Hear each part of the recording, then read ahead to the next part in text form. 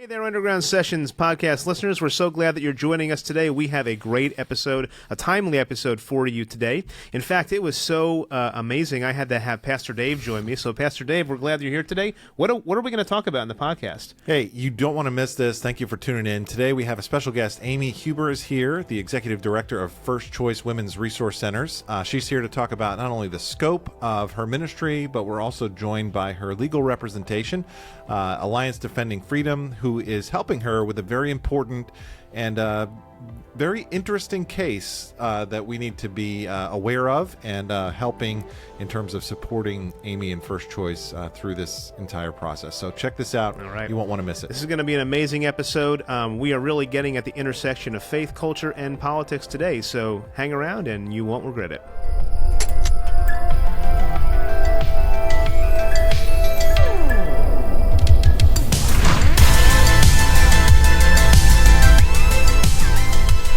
So, Aimee, good to be with you today. Certainly if somebody's watching here from our church, from NBC, they'll be familiar with you and your background. But we might have some listeners here and some guests that are not familiar with you. So maybe you can tell us a bit about your background and what field you work in. And, and that'll kind of roll us into why you're here with us today. Sure, I'd be glad to. Well, I grew up at Millington Baptist because my dad was the pastor for 30 years. And we moved here when I was 10 years old, and I'm still here. And he did a message series on abortion and on the sanctity of human life when I was 12 years old. And I still remember it.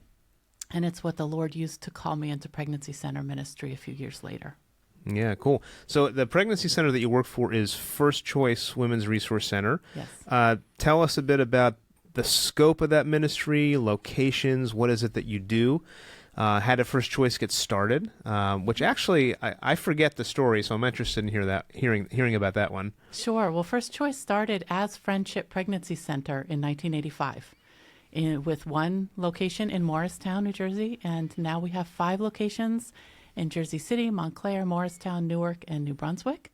And our mission is to protect the unborn by empowering women. We are there to help women in unplanned pregnancies and give them the support and the services that they need to carry their babies to term. Many women come to us thinking that abortion is their only option, and we want them to know that there are other options besides abortion. Well, very cool. Well, thanks for that. So we very much support First Choice here at NBC. We really obviously care about your mission and what you do. In fact, we care so much, I brought Pastor Dave with me to ask you some questions today because we're so concerned. Mm-hmm. So, Dave, glad you're here today. It's a privilege to have you with us today on the podcast. So, usually you talk about these 3 terms: prevention, yes, intervention, and restoration. Are those still the same 3 terms you use? Can you unpack those 3 areas of ministry for First Choice? Certainly. So, prevention is largely our interactive sexual risk avoidance program in schools, and we serve about 3,000 students with that program, and also refers to the clients who come to our centers who are single, and about 70% of them are single, and so it's really our hope that we can speak with them about their lifestyle and their relationship goals so that they don't experience an unplanned pregnancy and the unplanned pregnancy is prevented. Also have intervention, which is our pregnancy tests, our ultrasounds to medically confirm pregnancy and select STI screening. And then restoration, which is our after-abortion support and care program for women or men who've experienced the pain of abortion to find healing and restoration. And that can also refer to our parenting program as well, where we help women and men become prepared to be parents. For many of them, it's their first pregnancy and they're feeling a little uncertain. Good. Well, thanks so much. Well, there's obviously a lot of conversation going on around the topic of abortion, pro-life, pro-choice.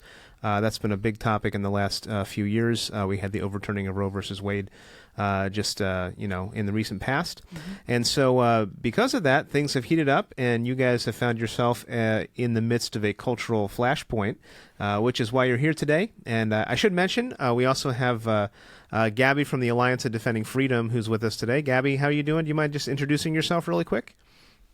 Yeah, sure. My name is Gabriella McIntyre. I'm an attorney at Alliance Defending Freedom. We're a legal advocacy organization that is dedicated to issues like free speech, the sanctity of life, marriage and family, and other sorts of issues like that.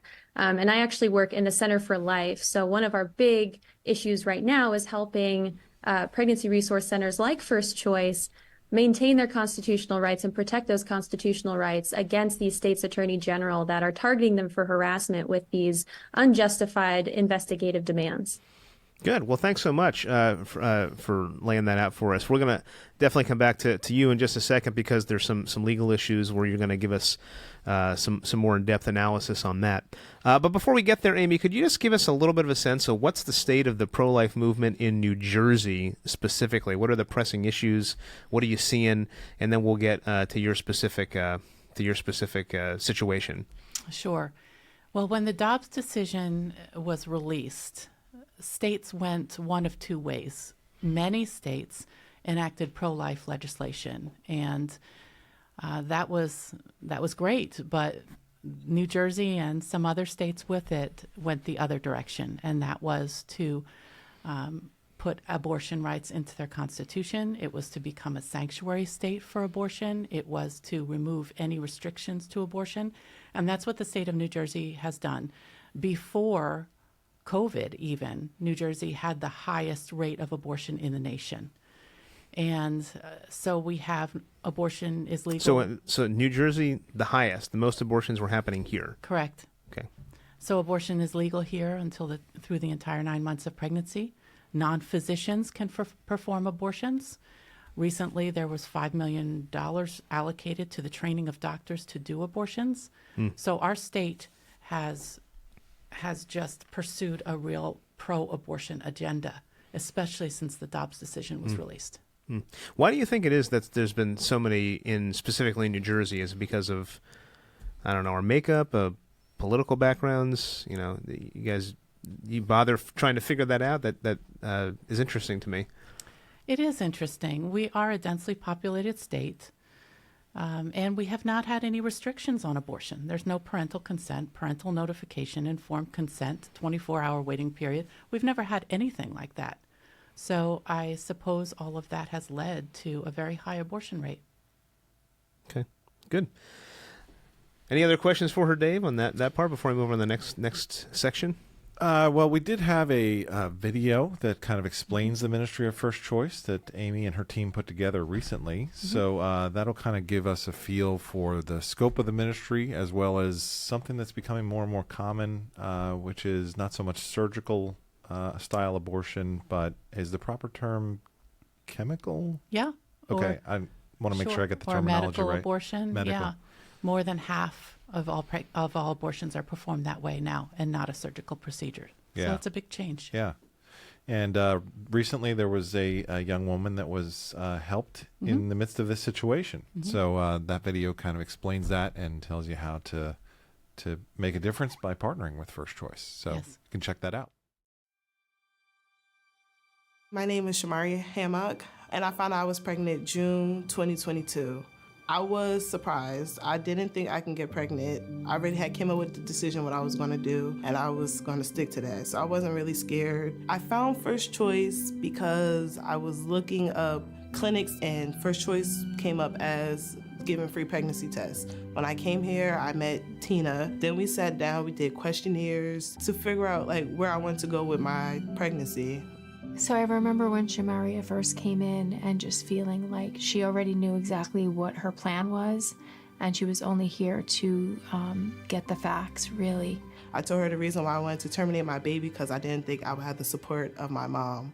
As a mom myself, I was able to speak to that and encourage her to try to be as open as she could with her mom and just share her heart, and to give her mom the opportunity to express to her her emotions and for her not to assume how her mother would feel.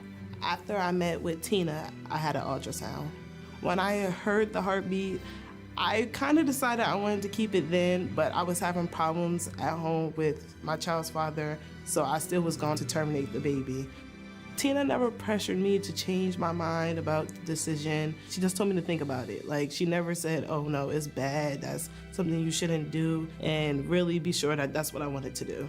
And I was so thankful every time I saw her return for another appointment. That was just amazing to see, and at each visit, she would let her guard down a little more. She became more and more open, and so that was amazing to see. Every time I came back, I just kept falling. Like, I was like, yeah, I want to have my baby. It wasn't until my mother spoke to me and we had a talk and sat down is the reason why I decided to keep my baby. He looks very much like Mom, and it's just beautiful to witness and to be able to see from the beginning. Having Jordan really changed my life because I feel as though it made me more mature. It made me grow up and realize, like, things can happen. You have to be careful what you do. If you support First Choice, thank you. You helped change my life, and you are the reason my son is here. Working here at First Choice has truly changed me as an individual, and I feel literally changed daily. For young moms out there, you're not alone. You'll have somebody to help support you. Even if it's not your family, your mother, your father, you'll have a friend, you'll have the child's father, you'll have a co-worker, somebody will help you out. Everybody be trying to bring you down, try to make you feel bad about having a baby, but if you have the baby, keep the baby, because you're gonna feel so loved. That baby's gonna make you feel so good. Knowing that your child depends on you and you're the only person your kid loves, is just gonna make you feel so good.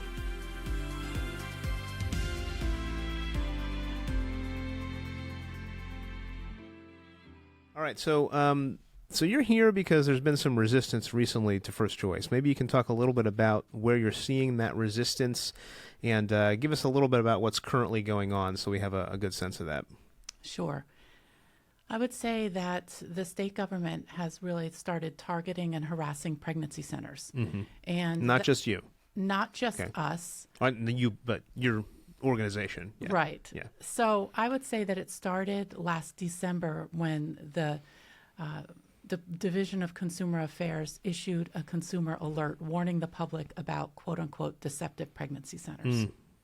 And when the state was asked what documentation led to that consumer alert, did they have complaints, did they have anything that led to that of substantive value, they admitted that they didn't have anything, that they just issued that consumer alert. And then in October, I believe, a like-minded pregnancy center in Bergen County was visited by a congressman who staged a press conference outside and called them a brainwashing fake clinic.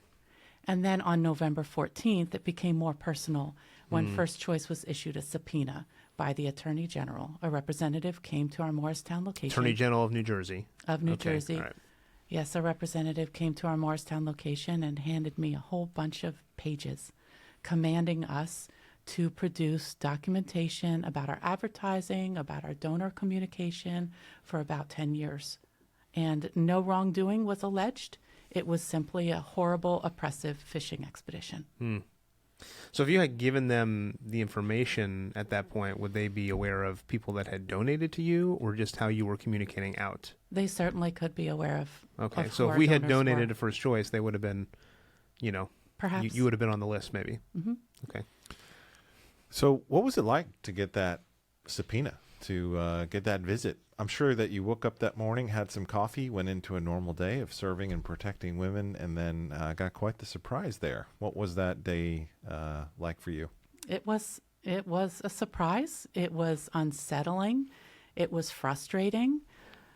Just as a taxpayer, to know that my taxpayer dollars are going to our Attorney General's office persecuting nonprofit organizations that are helping women and babies is very disconcerting and unsettling. I wasn't completely surprised by it because it seemed to be the latest step in the attack. But it was very, very disconcerting. It still is, because you know that the state is trying to find something to charge you with. So we have the fake clients, we have the hostile phone calls. It's very disconcerting. It feels a little bit like David versus Goliath story. Yeah. Yeah, and for this sure. Attorney General in particular, too, has evinced such a hostility towards pro-life pregnancy centers. He's called them extremists in public statements. He's joined open letters with other state attorneys general And Amy, you mentioned the consumer alert. He actually solicited the help of Planned Parenthood to help him create that consumer alert before it went out to the public. So it's just so clear and transparent what the motivations are behind this subpoena. Yeah, Gabby, do you mind if you jump in here and tell us a little bit about what are the more complex legal issues at play here, so that we can understand that, and then how does ADF come in and help? Yeah, so ADF, Alliance Defending Freedom, is currently supporting and representing First Choice in this litigation. First and foremost, this is a violation of First Choice's constitutional rights. So the right to free speech, the right to free expression of their religion, because they are a pro-life pregnancy center that's steeped in religious tradition, and it's faith-based. And also their associational rights. This subpoena is asking for upwards of 10 years of information about donor identification, about things that would otherwise remain private within the organization, such as the addresses and personal information of employees and volunteers and donors. So that could absolutely chill speech and chill associational rights that First Choice has a constitutional right to. And the subpoena itself is just overly broad and unduly burdensome under the Fourth Amendment as well. So we're fighting all of these different avenues of the subpoena in the lawsuit. Are you finding these things are happening more often throughout the country, or is this more of a unique to New Jersey type of thing? Yeah, this is certainly not unique to New Jersey. We're seeing this happen all over the country. It's very unfortunate, but it is a pattern and a trend of hostility towards these pro-life pregnancy centers and this targeting and harassment of these pro-life pregnancy centers. Currently in Washington state, there is a very similar litigation going on with the Obria Group, where the Attorney General of that state issued a civil investigative demand asking for the same, if not even more, information about the pro-life pregnancy center in that case. There's also the case in California where the Attorney General is suing Heartbeat International for their statements on abortion pill reversal. So we're seeing this as a pattern of hostility across the United States. We're hoping that the buck will stop with our cases currently before the courts, but it is certainly a pattern. So right now, so there's a subpoena, and you guys are not complying with the subpoena, and then what are the next steps? What should we be looking out for here in terms of the legal stuff? How do we go up with the courts? I forget all my judicial stuff from 8th grade. Yeah, so currently, unfortunately, the district court actually dismissed the case on a technicality called standing and ripeness. So it didn't feel it had the authority to actually take on the case. We're appealing that currently, so it's before the Third Circuit Court of Appeals. And hopefully the end-all be-all of this case will be that First Choice won't have to comply with the subpoena because it is unconstitutional and a violation of their rights. So, Amy, I'm wondering, what's the best case scenario outcome for you guys in the midst of this? I mean, you were telling me the other day that this is probably going to be a long process. If you're doing this for another year, what are we hoping is going to happen at the end? We're hoping that we will prevail, obviously. Well, what does that mean, that you'll prevail? That they'll just drop it, or that there will be some kind of overturning of something, or? I would say that they drop the subpoena and that they'll stop harassing pregnancy centers. Not just us, but the rest of the pregnancy centers in our state and even in our nation. I pray that what the enemy intended for evil, that God will use for good, for the saving of many lives. So perhaps God will use this to bring us more donors and more staff, more volunteers. Yeah. Only he knows the master plan, but we can trust it. Yeah, for sure. So what would be the result of an unfavorable outcome? What if this gets ramped up in more negativity? What potentially could happen to First Choice or other pregnancy centers throughout the state? We're praying and hoping that none of this comes true, but what are we looking at in terms of potential legal consequences here? Well, I can comment, and then perhaps Gabby can add to my comment. Immediately, I would have to, or we would have to comply with the subpoena. And to be honest, that's completely daunting and overwhelming to me. We are already short-staffed. Many of us are doing more than our jobs. So to think of the hours that it would take for me to flesh out all that the Attorney General has commanded us to give, as I said, it's just completely overwhelming. So I can't even imagine having to comply just from a sheer physical workload question. So, Gabby, what would be your thoughts as well? Yeah. Yeah, no, absolutely. It would take an inordinate amount of time and resources to comply with this subpoena that's asking for information that seems far and away beyond what the authority that the Attorney General has under the consumer protection statutes that he's purporting to bring the investigation under. So it's very, very clear that that's the point of the subpoena, right? To divert resources, scarce resources, away from the pro-life mission of First Choice and toward having to comply with this unjustified subpoena. Interesting. So the original allegation is deception. So is the goal to essentially dismantle organizations such as First Choice, and the potential consequences that there would be no option such as First Choice for women? Are we looking down the road towards potentially wanting to just shut your doors altogether because of the harm and the deception that's being allegated here? Or what's the end result of this if this really gets played out to your... What would they love to see happen at the end of 12 months? What do you sense is their ultimate desire? Oh, they would love to shut down pregnancy centers. They would just Shut love them that. down. Because when you think about it, all of the legislation the pro-abortion movement has, there's nothing more to do from a legal standpoint in terms of women getting abortions in the state of New Jersey. The only thing left are the pregnancy centers.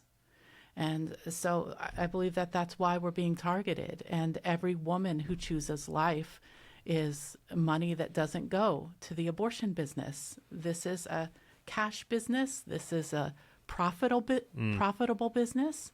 And so they couldn't hate us more, unfortunately. Yeah. Well, in the midst of all of this, you guys are on the front lines of, defending life, and we believe our God is a God who desires life. So how have you seen him working in this? What has he taught you? Do you have some stories you could share in the midst of this whole craziness that you're encountering? Oh, I always have stories because God is always working in amazing ways.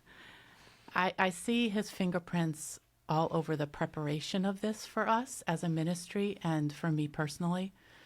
A few years ago, we had an attorney look at all of our foundational documents and make sure that they adequately reflected our religious faith and beliefs. And then we joined the Alliance Defending Freedom Church and Ministry Alliance. I believe it was in June of 2022, just in case we could use their help in case something happened. And here we are. Personally, if faith is a muscle that you develop, I've had my muscle of faith developed many, many, many times over my lifetime. And I definitely see how God has done the impossible, how he's done miracles in my life that I could only hope for. And so now when we come to this place, I just know that nothing is impossible with him. And I wouldn't have had that same faith maybe 10 years ago, maybe 20 years ago. I hope I would have had it in some measure because I chose to follow God a long time ago in my life.